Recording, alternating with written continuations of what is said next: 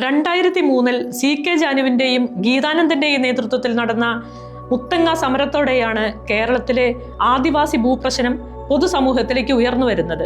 തുടർന്ന് നിരവധി ആദിവാസി ഭൂസമരങ്ങൾ നടക്കുകയുണ്ടായി.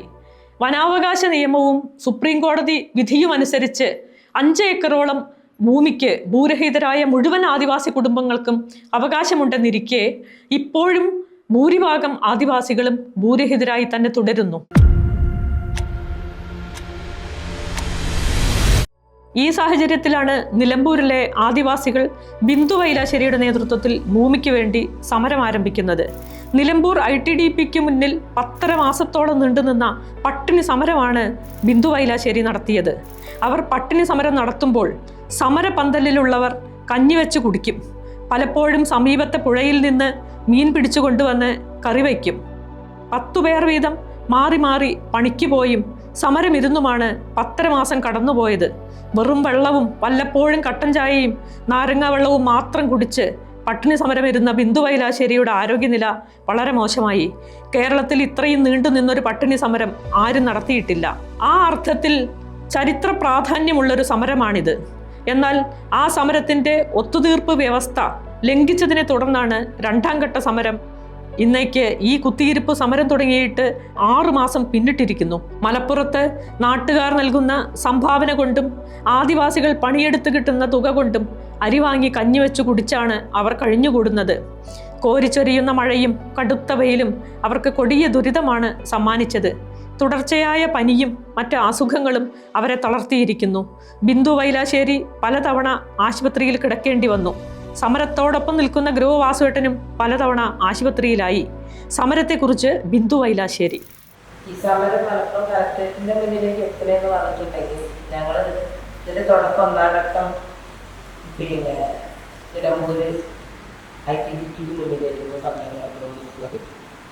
അത് നിലമ്പൂരിലുള്ള എല്ലാ ഭൂരഹിതരായ ആദിവാസി കുടുംബങ്ങൾക്കും കറങ്ങി നൽകണം എന്ന ആവശ്യപ്പെട്ടിട്ടാണ് ഞങ്ങൾ സമരം ആരംഭിച്ചത്. കാരണം ഞങ്ങൾ നിലമ്പൂർ മേഖലയിലേക്ക് നമ്മൾ സുപ്രീം കോടതി വിധി പ്രകാരം ഇഷ്ടതല ഭൂമി ഞങ്ങൾക്ക് പാസ്സാക്കി. ഒരുപാട് വർഷങ്ങൾക്ക് ശേഷമാണ് ഇപ്പോൾ ആ ഭൂമി വിതരണത്തിന് അത് തയ്യാറായതെന്ന് പറഞ്ഞാൽ ഞങ്ങൾ നിരന്തരമായിട്ടുള്ള ഇടപെടലോടും പിന്നെ ഈ ആദിവാസികളുടെ അവസ്ഥയൊക്കെ പാടായിട്ടാണ്. പക്ഷെ അതൊരു വിതരണം ചെയ്യാൻ ഒരുങ്ങിയപ്പോൾ തന്നെ അത് വളരെയധികം ഞങ്ങളൊക്കെ വേദനിപ്പിക്കുന്ന ഒരു രീതിക്ക് 5 സെന്റ് ഭൂമി ഒരു കുടുംബത്തിന് യന്ത്രമായിട്ടുള്ളത് 5 സെന്റ് ഭൂമി 10 സെന്റ് ഭൂമി 5 സെന്റ് വനം നിലനിർത്തണം. ആ വനത്തിൽ നമ്മൾ ചെയ്യാൻ പാടില്ല. 5 സെന്റിൽ വീട് വെക്കാനുള്ള പ്ലോട്ട് അവർ തരും എന്നുള്ളത്. അപ്പൊ ഞാനതിന് ശക്തമായി എതിർത്തു.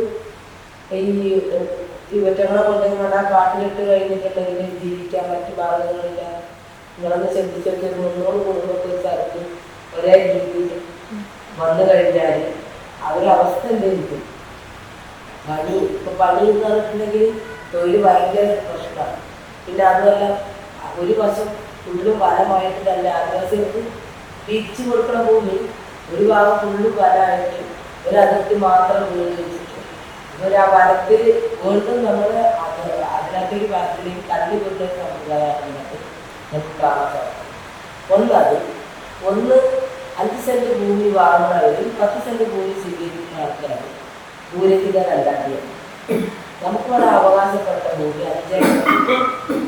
അതിനകത്ത് ഇപ്പോൾ തൽക്കാലമായിട്ട് ആദിവാസികളെ ഒരു ഭൂപ്രശ്നം പരിഹരിക്കണമെന്ന് പറഞ്ഞിട്ടാണ് ഹൈക്കോടതി അന്തിമ വിധി 1 ഏക്കറിൽ കുറയാതെ കൊടുക്കാനല്ല ഹൈക്കോടതി സുപ്രീം കോടതി വിധി നിലനിൽക്കുന്നത്. ഭൂമി വിതരണം ചെയ്യാതെ ആയിട്ടാണ് 2009 നമ്മുടെ കേരള ഹൈക്കോടതി വീണ്ടും അതുപോലെ അന്തിമ വിധി പുറപ്പെടുവിച്ചിട്ടുണ്ട്.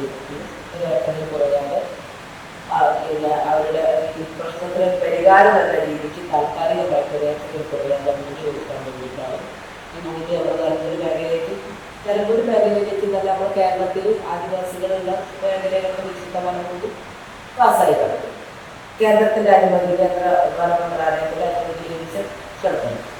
ആ ഭൂമിയാണ് ഇപ്പോൾ നമുക്ക് തരാൻ വേണ്ടിയിട്ട് വന്നിട്ടുള്ളത്. അങ്ങനെ പ്രശ്നമായത് അത് ഞാൻ ഫസ്റ്റ് അത് ശക്തമായി എതിർത്തിട്ടാണ് ഈ പാവങ്ങളെ പറ്റിയത് 10 സെന്റ് ഭൂമി കിട്ടിയത് ഭൂരഹിതരല്ലാതെയോ നിങ്ങൾക്ക് അവരെ ആൾക്കാരറിയാം എന്നുള്ളത് പിന്നെ നമുക്ക് അറിയാമല്ലോ. അതുകൊണ്ടാണ് ഞാൻ ആ സമരം ശക്തമായിട്ട് കൊണ്ടുവരുന്നത്. 314 ദിവസം പട്ടിണി സമരം ഏറ്റു. അങ്ങനെ സമരത്തിലൊരു ഘട്ടം വന്നപ്പോൾ അത് ആ ഭൂമി അവർ 20 സെൻറ്റാക്കി കൊടുക്കാൻ തയ്യാറായി. അപ്പോഴും ഞങ്ങൾ സമരം അവസാനിപ്പിച്ചിട്ടില്ല. പിന്നീട് ഒരു ഘട്ടം വന്നപ്പോൾ അത് 40 സെൻറ്റാക്കി കൊടുക്കാൻ അവർ തീരുമാനം. അങ്ങനെ കുറേ ആൾക്കാർ ആ ഭൂമി വാങ്ങി. പിന്നീട് എന്നിട്ട് സമരം അവസാനിപ്പിക്കാനായപ്പോൾ ഒരു ഇല്ലാതെ വരുന്നതാണ് 50 സെൻറ്റ് അവർക്ക് കൊടുക്കാതിരുന്ന അങ്ങനെ 50 സെൻറ്റ് സ്ഥലം അന്ന് ഞങ്ങൾ 60 കൊടുക്കാണ് ശേഷിച്ചത്. ലിസ്റ്റിൽ ഞങ്ങളുണ്ടായിരുന്നത് 60 കുടുംബമായിരുന്നു. 60 കുടുംബത്തിന് 50 സെൻറ്റ് സ്ഥലം ഞങ്ങൾ പറയുന്ന സ്ഥലത്തിൽ പിന്നെ തരാനുള്ളതാണ് പറഞ്ഞത്. ഞങ്ങൾ 2 സ്ഥലം ആണ് ചൂണ്ടിക്കാണിച്ചിട്ടുണ്ട്. അത് ആ 2 സ്ഥലം എനിക്ക് 60 കുടുംബങ്ങൾക്ക് 50 സെൻറ്റ് പ്ലോട്ട് വെച്ച് തിരിച്ചിട്ട് ഇല്ലാതെ 6 മാസത്തിനുള്ളിൽ ഇല്ലാതാക്കിയിട്ട് ഒരു ഉറപ്പുണ്ടായിരുന്നു. അതുപോലെ തന്നെ രേഖാമൂല്യം എഗ്രിമെൻ്റ് വരും. ആണ് ഞങ്ങൾക്ക് ആ എഗ്രിമെൻ്റ് അന്ന് വെക്കാണ്ടായ കാരണം എന്ന് പറഞ്ഞാൽ ഞങ്ങൾ അതിന് തയ്യാറല്ലായിരുന്നു. ഒരിക്കലും ഞങ്ങളതിന് തയ്യാറല്ലായിരുന്നു. പിന്നെ വാസാട്ടിൽ ഇടപെട്ടു. വാസാട്ടിലെ വലിയ ജീവൻ രക്ഷിക്കണം എന്ന് മാത്രമേ ചെയ്തിട്ടുള്ളൂ. പിന്നെ അതുപോലെ തന്നെ പലരും ഞങ്ങൾ ആദിവാസികളൊക്കെ അങ്ങനെ പറഞ്ഞു ഞങ്ങളെ ജീവൻ കളഞ്ഞിട്ടുള്ള ഭൂമി ഞങ്ങൾക്ക് വേണ്ട എന്നുള്ളൊരു ഇത് വന്നപ്പോഴാണ് ഞങ്ങൾ 50 സെൻറ്റിന് തയ്യാറായത്.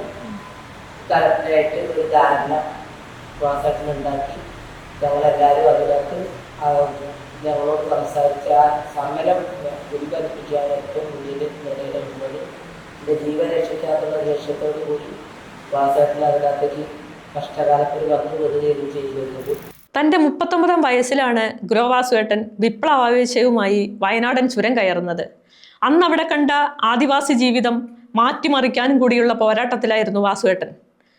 അതിൻ്റെ തുടർച്ചയായി തന്നെയാണ് നിലമ്പൂർ ആദിവാസി ഭൂസമരത്തിലും തൻ്റെ 98-ാം വയസ്സിലും അദ്ദേഹം നേതൃത്വപരമായ പങ്കുവഹിക്കുന്നത്. സമരത്തെക്കുറിച്ച് വാസുവേട്ടൻ. 314 ദിവസം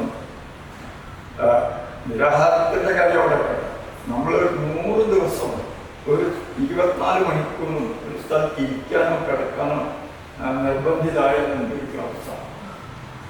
അത് ഭക്ഷണം സാധാരണ ഭക്ഷണം കഴിക്കാൻ രീതിയാണ് ഒരു.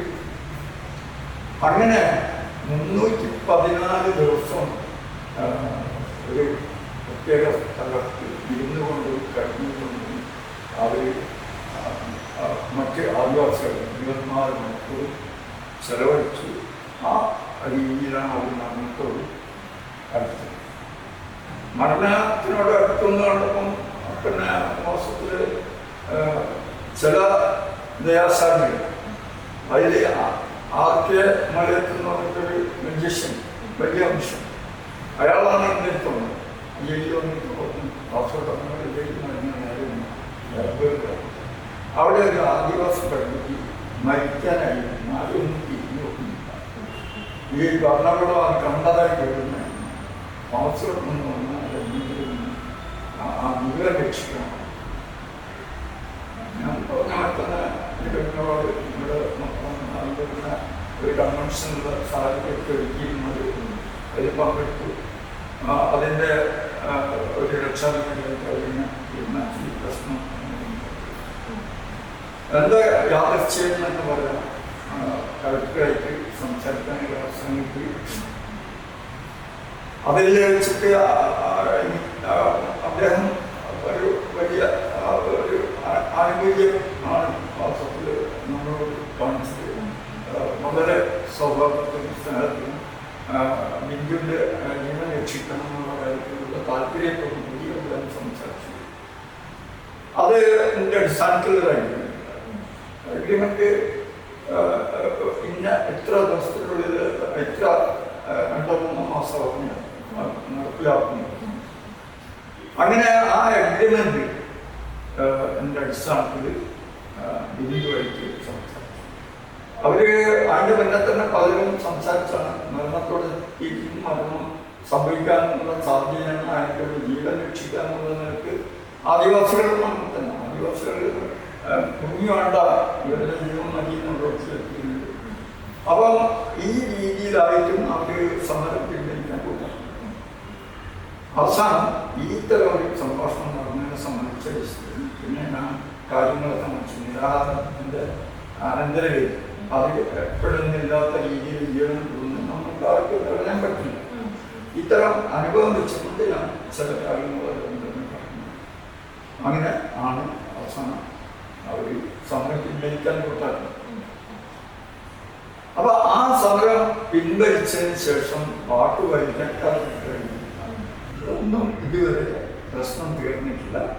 പ്രശ്നം തീരുന്നത് വരെ അവിടെ പോരാട്ടം നടക്കും എന്നുള്ള കാര്യത്തിൽ എനിക്ക് യാതൊരു സംശയം. ഹിന്ദുവിൻ്റെ കൂടെയുള്ള ആദിവാസികളെ എനിക്കല്ല. ശരി, ഒരു വിഭാഗത്തിന് 10 സെന്റ് 5 സെന്റ് ഒക്കെ കൊടുത്തിരിക്കുകയാണ്. കൊടിയ വഞ്ചന. ഇത് മാർക്സിസ്റ്റായിട്ട് ചെയ്യുന്ന അല്ലാതെ പറയാൻ പറ്റില്ല. 5, 10, 20 സെന്റ് ഭൂമി കൊടുത്താൽ 1 ഏക്കർ ഭൂമി കൊടുക്കണം എന്നാണ് മറ്റേ കേന്ദ്ര ഗവൺമെന്റിന്റെ നിലപാട്. ഈ സുപ്രീം കോടതിയിൽ 1 ഏക്കർ മുതൽ 5 ഏക്കർ ഭൂമി ഉണ്ടെങ്കിൽ 5 ഏക്കർ വരെ കൊടുക്കണം. അപ്പൊ അവിടെയാണ് 10, 15, 20 സെന്റ് കൊടുക്കുന്നുണ്ട് ഭൂമി ഇല്ലാത്തവർക്ക് എന്നുള്ള ആ രീതിയിൽ ഇവരെ എത്തിക്കുന്നു. ഭൂമി ഇല്ലാത്തവർക്ക് കൊടുക്കണം എന്നുള്ള ഒരു ഉപാധി പിന്നെ സുപ്രീം കോടതി വെച്ചിട്ടുണ്ട്. അതിന്റെ അർത്ഥം എന്താ വെച്ചാൽ 10 സെന്റ് ഉള്ളത് കൊടുക്കണ്ടാണ്, അല്ലെങ്കിൽ അത് പരിഗണിക്കേണ്ടതാണ്. അപ്പൊ ആ രീതിയിലേക്ക് കമ്മ്യൂണിസ്റ്റുകാരാണ് കൊണ്ടേക്ക് ഇവരെ ആ ആപ്പിൽ ഇറക്കി. അപ്പൊ അത് അങ്ങനെ നിൽക്കട്ടെ. അതിനൊക്കെ പോംവഴികൾ ചിന്തിക്കാൻ നമ്മൾ ബാധ്യസ്ഥമാണ്. പിന്നെ ബിന്ദുവിനും അതിനെ സംബന്ധിച്ച് നല്ല ധാരണയുണ്ട്. അവരാൽ കഴിയുന്നതെല്ലാം അവർ ചെയ്യുന്നുണ്ട്. എനിക്ക് കഴിയാനുള്ള സഹായം ഞാൻ ചെയ്യും. അപ്പൊ ഈ കാര്യത്തിൽ എന്നെ സംബന്ധിച്ച പ്രശ്നം ഇത് എന്റെ മനസ്സാക്ഷിയുള്ള പ്രശ്നം. അതായത് ഈ തരത്തിൽ ഒരു കാര്യത്തിൽ ഒരു വഞ്ചനയിൽ ഞാൻ പെട്ടു. മൊത്തത്തിൽ അവരോടൊപ്പം ഈ നിൽക്കുന്നതിന് മറ്റു മധ്യസ്ഥന്മാരുമായിട്ടല്ല പ്രശ്നം. എന്നെ സംബന്ധിച്ചിടത്തോളം ഇത് മനസ്സാക്ഷിയുടെ പ്രശ്നമാണ്. അവര് എത്ര കാലം സമരം തുടർന്നു ജീവനാണെങ്കിൽ അത് അവസാനിക്കുന്നത്. സമരത്തിന്റെ ഒത്തുതീർപ്പ് വ്യവസ്ഥ നടപ്പാക്കി ഈ സഹന സമരം അവസാനിപ്പിക്കാനുള്ള ഉത്തരവാദിത്തം അധികൃതർക്കുണ്ട്. കരാറിൽ ഒപ്പുവെച്ച കലക്ടർ അത് നടപ്പാക്കുന്നതിന് വേണ്ട നടപടികൾ സ്വീകരിക്കണം. റവന്യൂ മന്ത്രിയും പട്ടികവർഗ വകുപ്പ് മന്ത്രിയും ആദിവാസി സമൂഹത്തോട് കാട്ടുന്ന ഈ വഞ്ചന അവസാനിപ്പിക്കണം.